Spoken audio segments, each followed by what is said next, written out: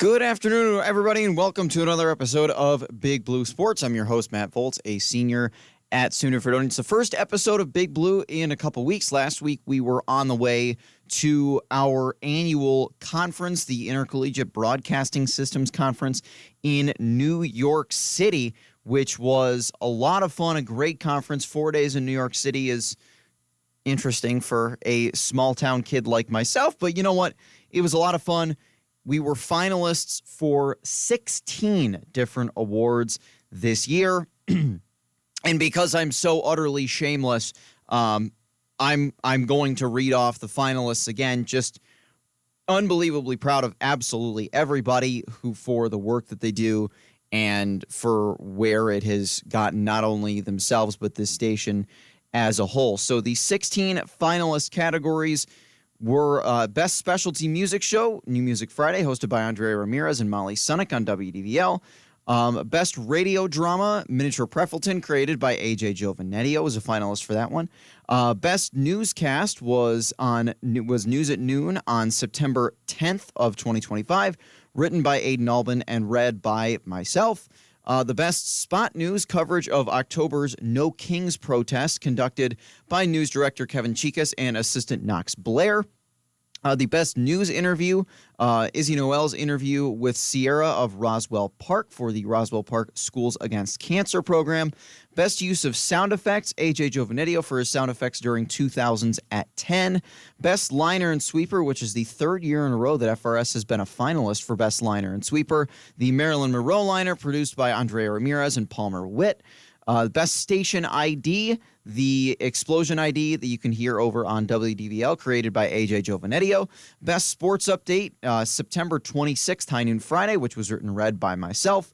Best Commercial, the FRS Scrapbook Commercial, produced by Molly Sunick and AJ Giovanetio, which you can find on our Fredonia Radio YouTube page as well as FredoniaRadio.com. Best Social Media Campaign, the Rock in the Commons Takeover Series from September, conducted by the entire FRS Executive Board. We had two individuals on our executive board who were finalists for their respective positions. Molly Sunick, a finalist for Best Promotions Director, and Abby Jeffries, a finalist for Best Business Director. WCVF was also a finalist for the Best College University Broadcast Station for schools with less than 10,000 students, a finalist for that. WDVL was not only a finalist for the Best Streaming-Only Station under 10,000 students, it brought home the winner's trophy. WDVL has been around for nearly 8 decades. It started, if my memory serves me correctly, WDVL was originally the AM station, which was started, I believe, in 1948. And in that span, this is the first time that WDVL has ever been awarded the Best Station in the Nation award, which is absolutely incredible. Not to mention WCVF, a finalist for the third time in the last 4 years. WDVL was also a finalist for the third time in the last 4 years. And with winning the award for the Best Streaming-Only Station under 10,000 students, WDVL was then also a finalist for the Abraham and Borst Award for Best Overall Station in the Nation. And our three winners of the finalists that I had read off, Best Spot News was won by Kevin Chikas and Knox Blair for their coverage of the No Kings protest. Best Station ID was won by AJ Giovanetio for his creation of the WDVL Explosion ID. And Best Sports Update was won by myself for the update on High Noon Friday on September 26th. Though just an unbelievable honor and incredible weekend. And even for the finalists, that being a finalist puts you in the top 5% of the entire country for college media, which is just absolutely, it's unbelievable. And for Fredonia, a school that has, I don't know the exact number of enrollment, but we're probably somewhere around the 2,000 student mark, maybe a little bit over that. But the fact that we're still in the same category as schools that are nearly 5 times our size. And that's just for the ones that are split. For the others, we might be going up against a school that has 30 or 40,000 students. I mean, for myself individually, I was up against Auburn University. Some of us were up against the, University of Kansas and Kansas State University, Michigan State University, Rutgers, these are all big schools. And we're able to put ourselves on the same playing field as them, which is truly an unbelievable honor. But that's why I was not on the air last Thursday. And a decent amount has happened since then. Most notably, sports-wise, the Winter Olympics have concluded over in Milan. The NHL is back. And for hockey, it is the first time ever that both the women's and men's teams for Team USA took home the gold medal. And ironically, both gold medals were won in overtime against Canada. So it was kind of an interesting parallel. And by the way, the final scores of both of those games were 2-1.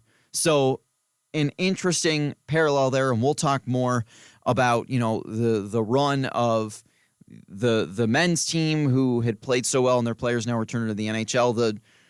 The run of the U.S. women's team, which I don't think there has ever been a greater run in hockey for any sport or for any team than what Team USA's women's team did this year.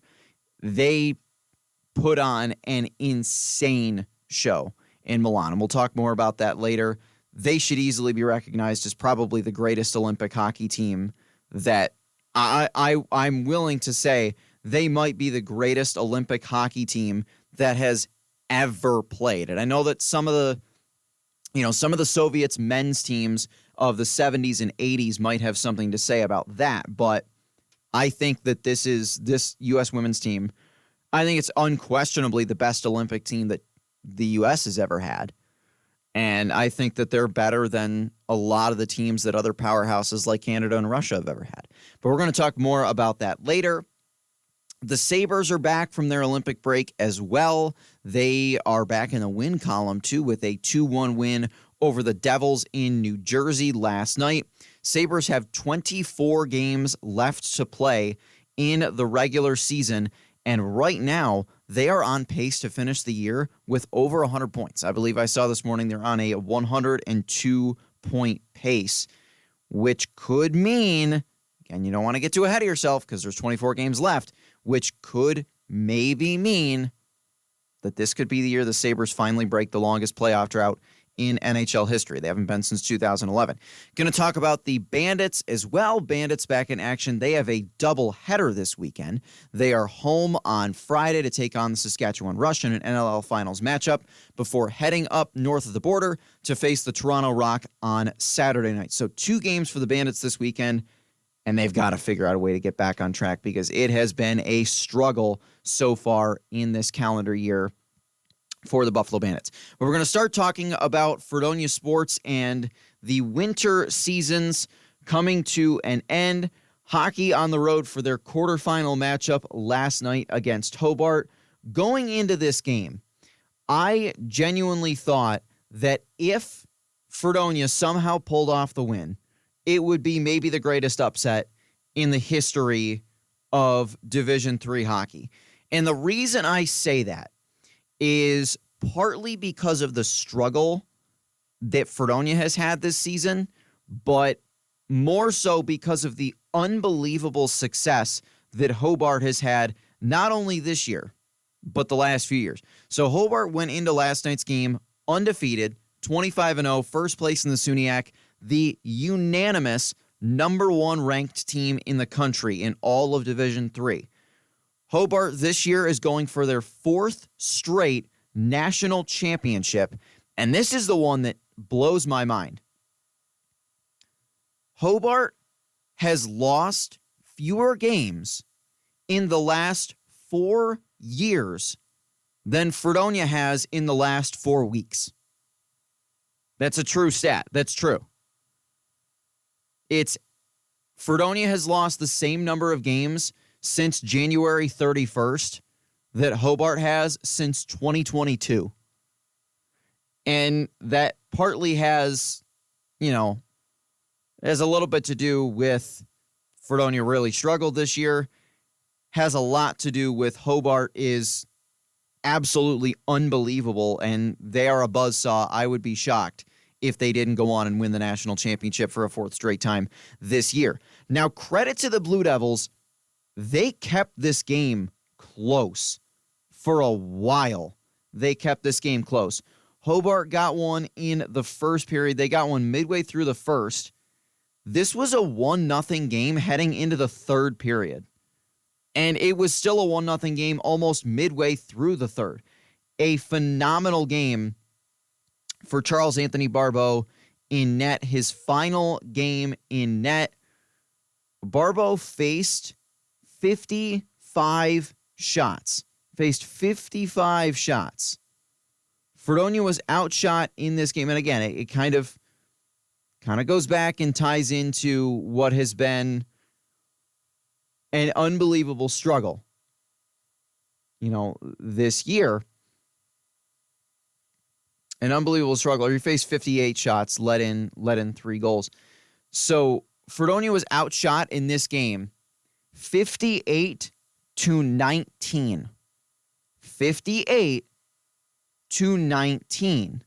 The Blue Devils were outshot in this game. Maverick Goyer, the netminder for Hobart, with a 19-save shutout. Charles Anthony Barbeau faced 18 shots on goal in the first period alone. He stopped 17 of them. He faced 21 shots on goal in the second, stopped all of them before facing 19 shots on goal in the third and allowing 2. Again, it's been a theme of the season that, Fredonia has just been so badly outshot in so many games this year. There were so many games where Charles Anthony Barbeau would face upwards of 40 or 50 shots. In this game, he almost faced 60. He was only 2 shy of facing 60 shots on goal. I don't know what needs to be changed, but something does. And, I happen to know Coach Jeff Meredith personally. Coach has been here for 38 years. He took over coaching the Blue Devils in 1987. And the last handful of years have been unbelievably lackluster for a once very proud program. And I don't know what needs to be changed, but something does, whether that's the recruiting process, whether that's, the physical way that they go about the game. But it's hard to look at, and there are a few sports that are like this, but it is hard to look at Fredonia hockey right now and say that much of anything is working, because it's not. The overall record for the Blue Devils this year was 4-21-1. That's a far cry from the success that Coach Meredith has had in his career in the past. Remember, I've talked a lot about the teams from the mid-90s. The 94 team that lost 1 game the entire season. 29 wins, 1 loss, 4 ties. And that 1 loss was a 4-3 loss to Wisconsin River Falls in the Frozen Four.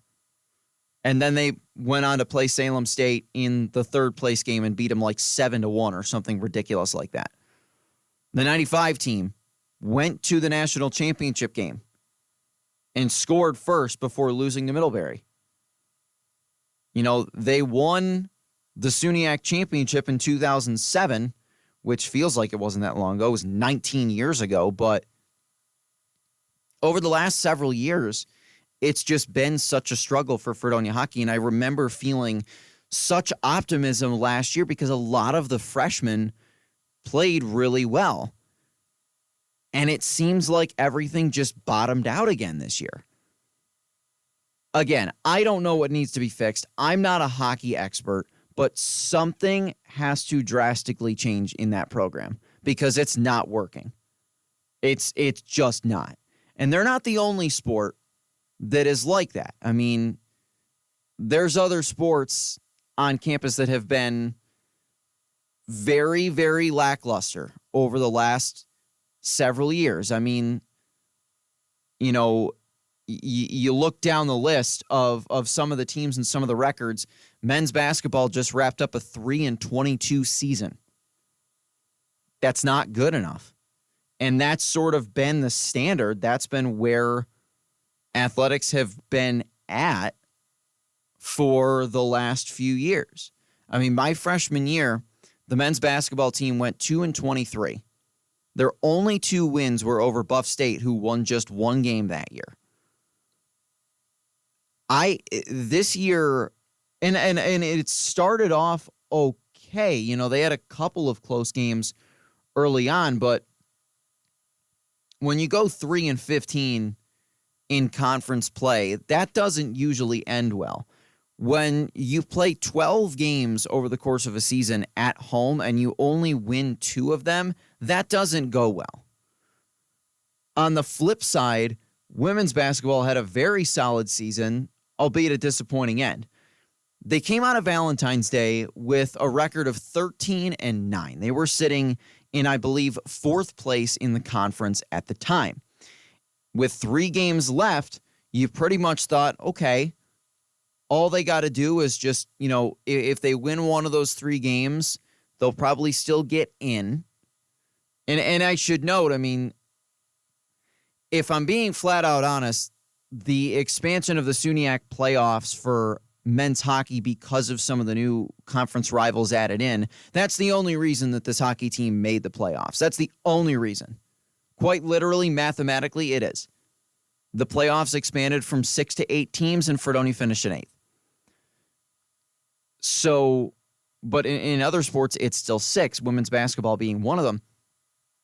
They look to be in a decent position. And then the last 3 games kind of fell apart. You know, they had a game on February 17th, a tough loss, a 66-48 loss to Cortland. Again, Cortland, who, along with New Paltz, ran away with the top of the SUNYAC. So that's not really one to sweat because no one could beat Cortland. The last 2 games, though, in the regular season, at Oswego and at Canton.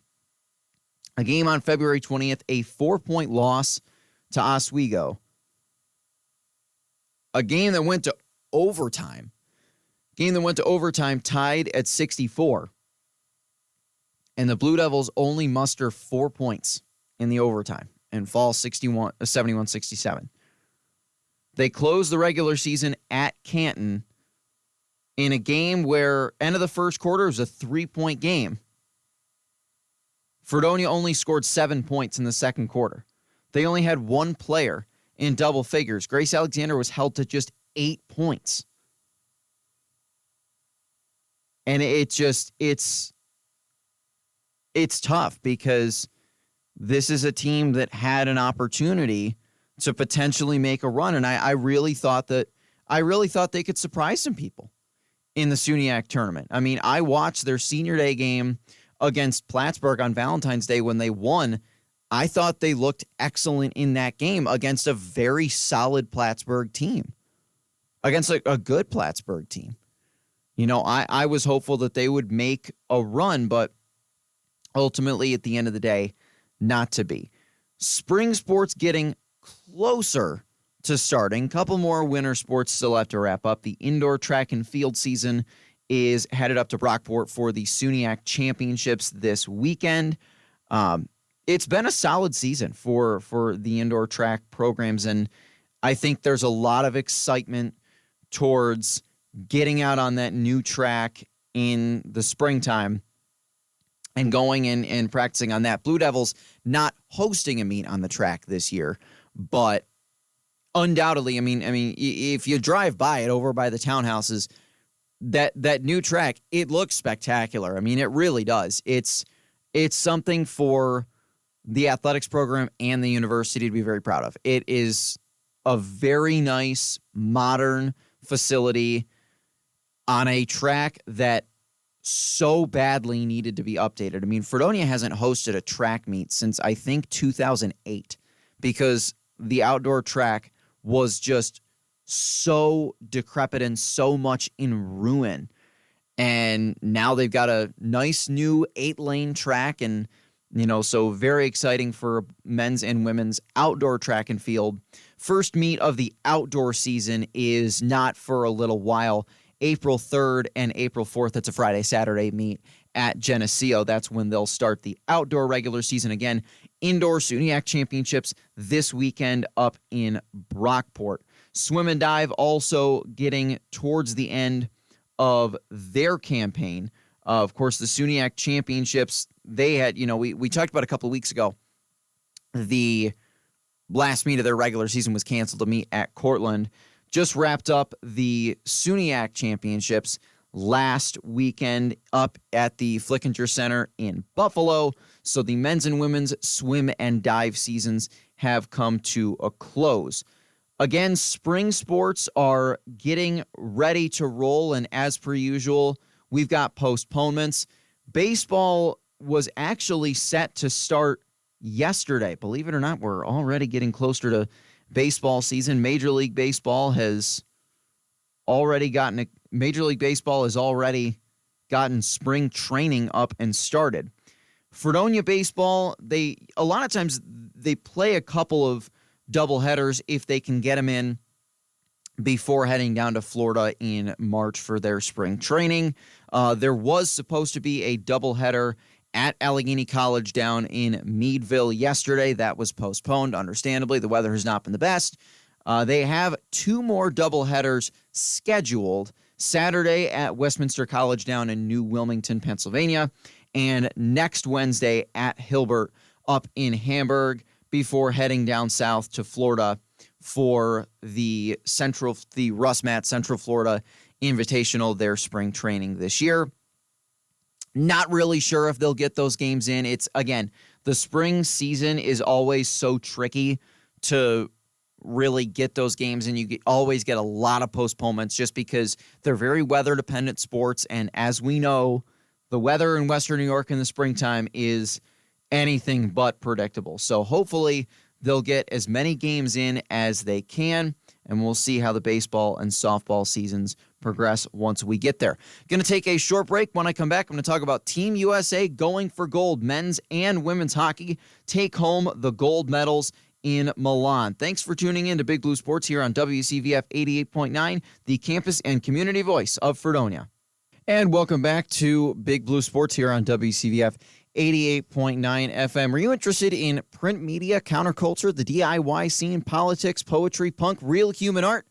You should stop by Fredonia's Zine Fest on March 7th in the Williams Center NPR from noon to 4. Sponsored by the Department of English, this event will feature the following guest speakers and will be followed by an open mic hosted by Writer's Ring from 1 o'clock to 1:20. Our very own FRS music director, Justin Hook, will present his music zine, Rock a Little. 2 o'clock to 2:20, James Coughlin will present A City of Distant Neighbors, which honors Buffalo, New York, and its racial history. 3 o'clock to 3:20, Library archivist Mandy Shep will present Zines at Fredonia, a retrospective. And from 4 to 5, Writer's Ring will have an open mic. Again, that from noon to 4 on March 7th. In the Williams Center NPR. So I talked about going to break, Team USA going for the gold in both men's and women's hockey. So the women's gold medal game last Thursday against Canada, a game that the Americans found themselves trailing late in the game. And that's not been a theme of the Olympics. In fact, it hadn't happened at all before the Canada game. The United States, their closest game going into that gold medal game against Canada, their closest game of the entire Olympics was a 5-1 win over Czechia in their first game. They hadn't allowed a goal in any other game. The goaltending tandem was mostly Aaron Frankel in net, but Gwyneth Phillips also played some games as well. That goaltending tandem, I'll be fully 100% honest. I think they could both play in the NHL. I do. I think that they are both phenomenal goaltenders. I mean, Aaron Frankel, mostly Aaron Frankel, but Gwen Phillips a little bit too, set the record, the Olympic record, for the longest shutout streak ever in the history of the Olympics. 16 straight periods of not allowing a goal. That's, if you're doing the math at home, that's the third period of the Czechia game and 5 straight games after that. And I mentioned that the final score of the gold medal game against Canada was a 2-1 game. So Team USA allowed 2 goals in the entire Olympics. 2. That's borderline like unbreakable record. I mean, it's absolutely amazing. And they didn't have a soft Olympic schedule either. They're playing against other top teams. They were that much of a wagon. It's the best women's hockey team I've ever seen in my life. It might be the best Olympic team ever for hockey. I mean, that team was, I don't know how else to say it other than that team must have been a nightmare to play against. They were unbelievably good.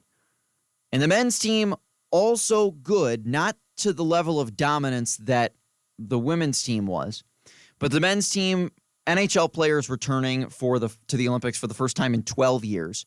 And Team USA, of course, led by the Hughes brothers, Jack and Quinn, the Tkachuk brothers, Matt and Brady, Sabres forward Tage Thompson, of course. There were other excellent American players on the team. There were some notable ones left off, which was kind of insane. I still have absolutely no idea how Jason Robertson or Cole Caulfield did not make the U.S. team, but yet we're sending out Vinny Trocheck in the third period of a game against. Yet we're sending out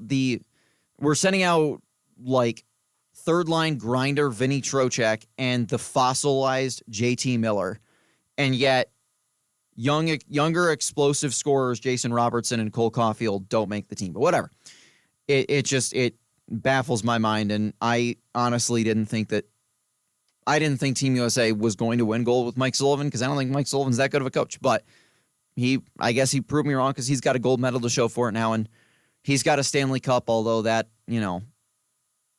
probably 80% of coaches in the league could have won the Stanley Cup with that Pittsburgh team.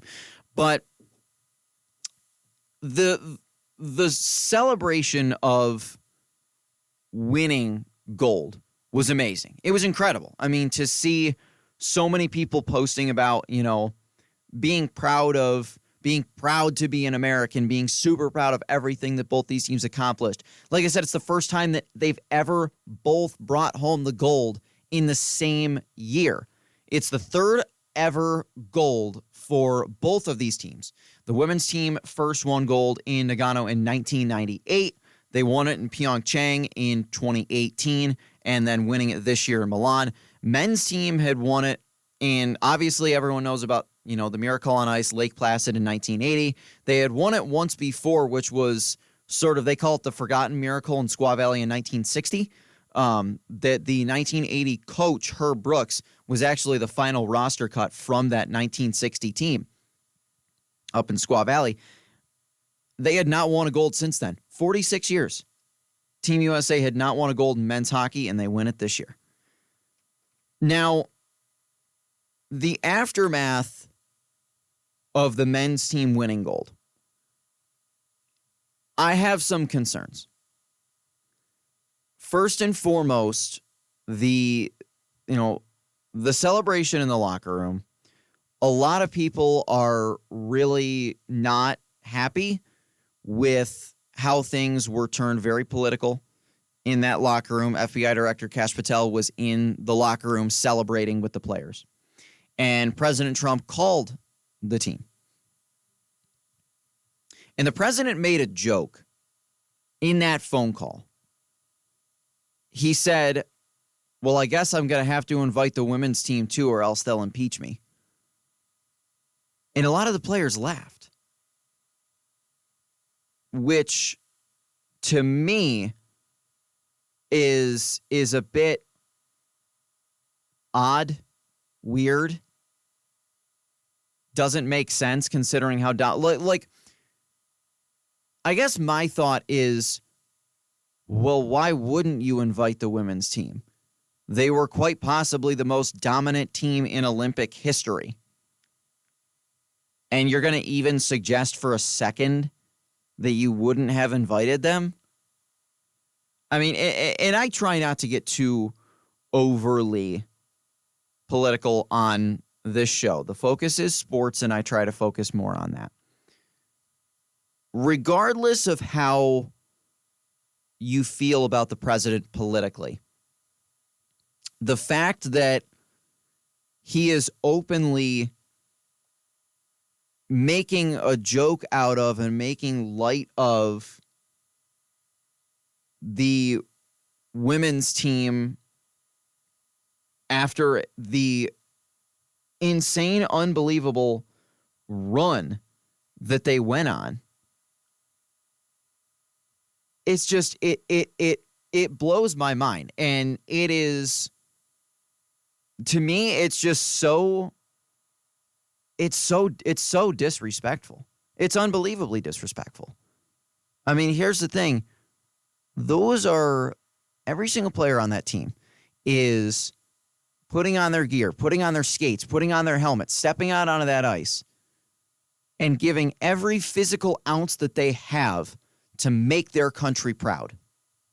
And what does it say to them when a president who, if he strapped on ice skates, he'd probably fall flat on his face, and seeing his physical figure, he'd probably bounce like a bumble off of it. It's just, it's so disrespectful, and it really kind of is a how dare you moment. Like, it blows my mind that you would even say that. And it doesn't matter doesn't matter who you are. It doesn't matter what politics you support or whatever. It's like, really? You're going on there, you're on a phone call, and you're going to make a joke. But you're going to say, oh, maybe I guess we'll invite the women's team. It should be the honor of a lifetime to invite that team anywhere. And I think it's hilarious and commendable that the women's team said, no, we're not going. If you don't really want us, we don't want to be there. I think that's beyond fair. Who wants to go somewhere where they don't feel they're truly wanted? I think it's ridiculous. I think it's disgusting. And I think it contributes to the problem. Hockey is, out of every sport, hockey might be one of the least inclusive and most oppressive sports. Like, period. Hockey has such an awful culture problem. And it's continuing because of things like this. It's continuing because at the NHL level, time and time again, the NHL has bowed down to people who don't want to include others. I mean, you look at everything with the Pride Night uniforms. Some players didn't want to wear them, and so Gary Bettman, in his infinite genius, and I'll truly never understand how he got to be in charge of anything. I don't think Gary Bettman could be trusted to run a Dollar General. Not that that's bad. I respect Dollar General managers, and I think they would do a way better job than Gary Bettman does. I think the NHL has just done such a horrible job of trying to make things as inclusive as possible. I mean, the Pride Night uniforms, a few players didn't want to wear them. So now you're going to say, oh, yeah, okay, so no teams can wear any specialty uniforms ever. Because guess what? Guess what that does? Here you go, geniuses. Now, not only have you gotten rid of the Pride Night uniforms, now you've gotten rid of Military Appreciation Night uniforms. Now you've gotten rid of Hockey Fights Cancer Night uniforms. So there you go. That was real smart, wasn't it? I think I can probably count on one hand the number of smart decisions that Gary Bettman has made as commissioner of the NHL. And I don't mean for this to turn into a rant about Gary Bettman. I mean, Gary Bettman is an absolute disaster. He's the human equivalent of a controlled demolition human being. He's the worst commissioner in professional sports, without question. He's wholly incompetent and should not be in charge of anything. I wouldn't have trusted him. When he was a kid, I wouldn't have trusted him to be the line leader in kindergarten. He is grossly incompetent and should never have been hired for any job at any level, ever. And I don't think that's crazy to say. He's unpopular, but it's nothing personal, Gary. It's just that no one likes you and you're a bad person and you're really awful at your job. So hopefully that clears it up.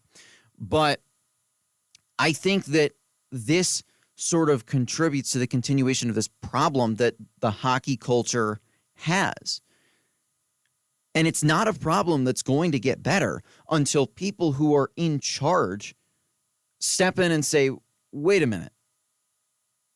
We got to make sure that, and it makes me laugh when the NHL is always like, hockey is for everyone. Really? You sure about that? Because I don't think it is. And, you know, I want to make it very clear that the United States is not the only country who's guilty of this culture problem in hockey. Did we all collectively forget a couple of years ago that Hockey Canada deliberately covered up a horrific act that some of their players did to a woman in a hotel room in Ontario? They deliberately covered it up, and now those 5 players got off scot-free and are allowed to play in the NHL again? Is that hockey is for everyone? I don't think it is. And I think there is a real, deep-rooted problem. I think everybody in charge of hockey leadership, whether it's the NHL level, the Olympic Committee, whatever, I hope they take a good long look at the mirror and realize that what's going on in this sport should make everybody sick. It makes me sick. I'm repulsed by it. I'm repulsed by the lack of respect for women players. I'm repulsed by the lack of respect for minority players. And I'm repulsed by the fact that the people in charge of organized hockey allow it to happen and stoke the fire of it happening. And that's not something that's necessarily a political issue. I'm not saying that you're whatever, if you have whatever belief that you're automatically, a bigot and terrible. No, that's not at all what I'm saying. What I'm saying is that it's vile that hockey allows this to continue to happen. Hockey has one of the absolute worst cultures of any sport, bar none, no question about it. Hockey has a horrendous culture. I am 100%, I will say 10 times out of 10, I think NASCAR is more inclusive than hockey is. I'm serious. I'm so serious. NASCAR is the sport that, NASCAR always gets a reputation of being, it's the Southern good old boys and, everybody's racist and all this sort of stuff.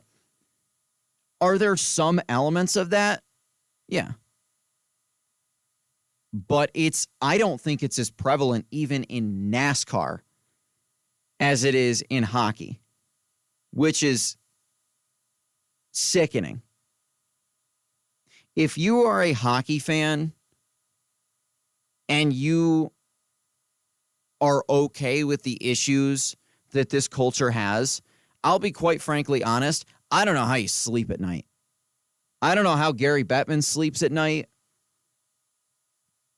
I'm not sure if he does sleep. I'm not really sure if Gary Bettman's human. I've never figured that out. He kind of looks like an alien, so I wouldn't be surprised. But it's so sickening.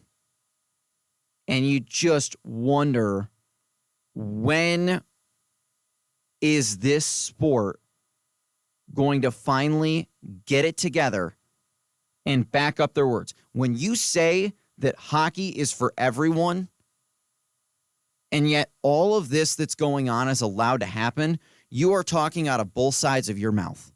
And the NHL has done that for years and years and years. They claim to be such an inclusive and, all this good stuff sport. Then show it. Don't tell me that you're inclusive. Don't tell me that hockey is for everyone. Show me that hockey is for everyone. And when the president of the United States, the leader of the free world, doesn't feel that the women's team is worthy of a visit to the White House, what? Just because they're women's hockey players? Don't tell me that hockey is for everyone. If you want hockey to be for everyone, then you work and fight tooth and nail to make that happen, if it's the last thing that you do. And if you aren't willing to put in that effort to make hockey for everyone, then shut your mouth and don't say that. It's true. The NHL talks out of both sides of their mouth all the time. And it starts from Gary Bettman. It's not just Gary Bettman. It goes all the way down the ladder. It's allowed to continue to happen because the ones in charge don't care. But they'll claim they do. They'll say hockey is for everyone. Which, you take 2 seconds to look at the NHL in the sport of hockey, and you tell me it's for everyone. I wish it was. I want it to be. The NHL probably wants it to be. But you're not going to get anywhere by saying all of these things and then not doing a thing to back up those actions. It truly, I found it repulsive. I found it repulsive that the players just went along with it, including one of my favorite players, Tage Thompson. Again, stemming outside of politics. Why are you going along with that? Why are you going along with an issue? Why are you going along with a deep-rooted systemic inequality and laughing it off as a joke? This doesn't seem right to me at all. Anyways, I'm going to take a short break. This has gone on for much longer than I anticipated, but I was so utterly repulsed by everything that was involved with all of that. And I hope the women's hockey team knows that, at least from my perspective, I mean, I know I'm only 21 years old. From my perspective, they're the best Olympic hockey team I've ever seen. Men's or women's, they're the best. I mean, I don't think there's ever been anyone better. Again, like I said, there were some great Soviets men's teams back in the 70s and 80s, and there have been some great Canada teams too. But this team was unreal, and they deserve every single amount of credit that they get. They deserve more credit than the men's team does. They absolutely do. They were more dominant. They were better. And I think they should get that credit, but We'll see if they get it. But apparently, according to the NHL, hockey is for everyone, so we can all hold hands and sing Kumbaya and ignore the real problems. I'm going to take a short break. When I come back, I'm going to wrap up the show talking about the Bandits. They've got 2 games this weekend, 1 at home and 1 on the road. Thanks for listening to Big Blue Sports on WCVF 88.9, the campus and community voice of Fredonia. And welcome back to Big Blue Sports. Well, the sports rant section of Big Blue Sports, which is always fun, went on for a bit longer than anticipated today. So just going to wrap up the show talking about the Bandits. They are on the road on Friday, or on the road on Saturday, home on Friday before that. And this is a big weekend for the Bandits. I don't need to tell you that they haven't looked good in the last, month and a half to 2 months. Bandits are home against the Saskatchewan Rush at 7:30 tomorrow night. That's an NLL Finals rematch before heading up to Hamilton to take on the Toronto Rock at 7 o'clock. Bandits come into play at 4-6. And remember, this was a team that was 3-1. They have looked terrible since the new year, pretty much. They've lost 5 of 6 since the beginning of January. Their record they were 2-1, or I should say they were 3-1 after a January 3rd win over the Las Vegas Desert Dogs. Since then, 1-5. Their only win came on Valentine's Day, an 11-10 win at Halifax. They've looked awful. Josh Byrne finally got a little bit going, I guess, in the goals department. I think he had 2 against Vancouver last week, but it's just offensively, outside of Dane Smith, who's been amazing, it's been such a disappointment. I mean, Josh Byrne, yes, has been picking up assists. He has 16 goals in 10 games. That may sound like a lot, but remember, last year, Byrne averaged, let's look at the stats. Last year, Josh Byrne scored 44 goals in 18 games. So Byrne scored more than 2 goals per game. This year, he was over 2 goals per game. This year, he's a little bit over 1. That's not good from your star player. And remind you, I think he had a 4-goal game earlier this season, so he's had 12 goals in 9 games outside of that, barely over 1 goal per game. Not good from a guy who's supposed to be your top scorer. Ian McKay scored 37 goals in the Bandits' 18 games last year. This year through 10, he's got 15.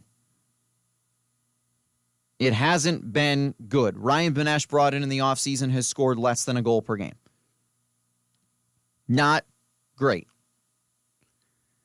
And defensively, it's been rough too. Matt Vince has not had a good season. He's stopping just below 76% of the shots he faces. He's allowing 11.2 goals per game. And that's what you worry about with a 43-year-old goaltender who's going to be 44 in June. You worry about this regression. The save percentage that Matt Vince has so far this year is the lowest save percentage he's had in 14 years, and would be, as a full-time starter, the 3rd lowest of his career. He's allowing 11.2 goals per game. He's had some seasons where he's allowed more than that. He's faced a lot of shots, but it's not, he just hasn't looked like the Matt Vince that the Bandits have gotten so accustomed to seeing. It hasn't been what Buffalo has needed between the pipes. And again, offensively, it's been rough. So they are home against Saskatchewan on Friday, and the Rush have had a great season. The Rush are first place in the league, 10-1. They've won 9 in a row after a 1-1 start. That Rush team is deadly. You're going to Toronto to play the Rock, who are 6-4. both teams you're going up against this weekend have a better record than the Bandits. Now, I think the Bandits are definitely a better team than Toronto. Saskatchewan is going to be really tough. It's Friday Night Banditland 2, which is usually not great vibes, but we'll see if the Bandits can maybe pull off some wins this weekend and vault themselves back into the playoffs conversation. That'll do it for this afternoon's episode of Big Blue Sports. I want to congratulate everybody on their wonderful awards, as well as, I'll toot my own horn just a little bit. I'll congratulate myself, not only winning Best Sports Update, I was also hired by the Bills yesterday, hired as a ticket scanner for the upcoming season. Very excited about that and grateful to the Bills for the opportunity. Incredibly proud of everyone here at Fredonia Radio Systems for everything that we accomplished at the award ceremony and everything that we continue to accomplish. Local at 1 is up next after a very short break, but be sure to stay tuned to WCVF. We will catch you all next week. We'll see you then.